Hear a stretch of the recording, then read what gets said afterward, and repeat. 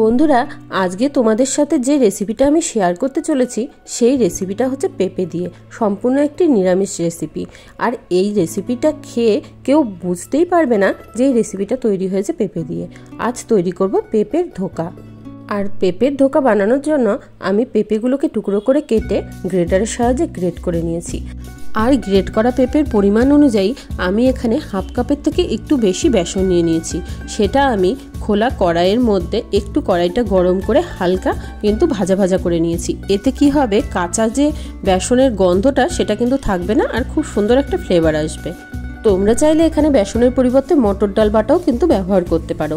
এবার কড়াইয়ের মধ্যে সামান্য তেল দিয়ে ফোড়নে দিয়ে দিয়েছি জিরা দিয়ে আমি পেঁপেটাকে একটু কিন্তু লবণ আর হলুদ দিয়ে ভাজা ভাজা করে নিচ্ছি। ভাজা ভাজা করে নিয়ে আমি কিন্তু পরিমাণ মতো এখানে জল দিয়ে দিয়েছি পেঁপেটা সিদ্ধ হওয়ার জন্য।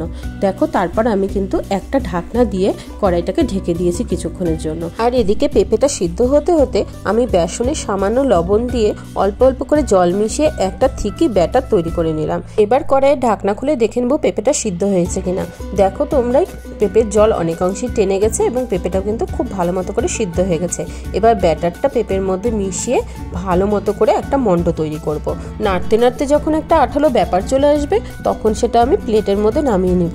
প্লেটে নামানোর আগে প্লেটটাতে আমি তেল মাখিয়ে নিয়েছি যাতে খুব ভালো মতো করে ধোকাগুলো উঠে যায়।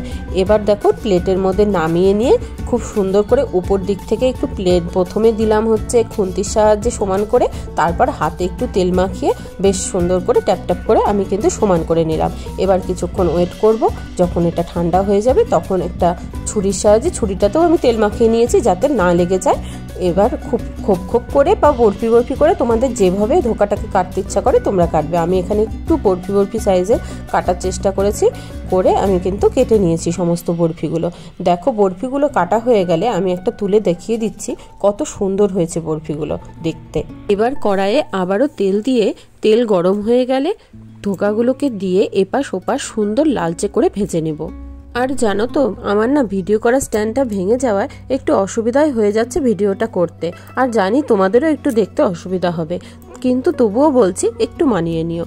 সমস্ত ধোকাগুলো বেশ লালচে করে ভেজে নেওয়া হয়ে গেলে সেই তেলেই আমি ফোড়নে দিয়ে দিচ্ছি সাদা জিরে এবং শুকনো লঙ্কা দিয়ে ডুমো করে কেটে রাখা আলু দিয়ে আমি পরে দিচ্ছি তেজপাতাটা, কারণ তেজপাতা পুড়ে গেলে কিন্তু তেজপাতার যে ফ্লেভারটা সেটা কিন্তু পাওয়া যায় না। তারপর বেশ সুন্দর করে নাড়াচাড়া করে নিয়ে দিয়ে দিব একটু পরিমাণ মতো লবণ। আর আমি মিক্সিতে আগে থেকেই তৈরি করে রেখেছিলাম একটা গোটা টমেটো, 1 কোরের মতো আদা এবং কয়েকটা কাঁচা লঙ্কা দিয়ে পেস্ট। সেই পেস্টটা দিয়ে হালকা একটু নাড়াচাড়া করে আমি দিয়ে দেবো মশলাগুলো, পরিমাণ মতো হলুদ, পরিমাণ মতো ধনের গুঁড়ো, জিরের গুঁড়ো ও লাল লঙ্কার গুঁড়ো। আর কষানোর সময় দিয়ে দিচ্ছি সামান্য চিনি। সবকিছু দিয়ে খুব ভালো করে নাড়াচাড়া করে কষিয়ে নিতে হবে।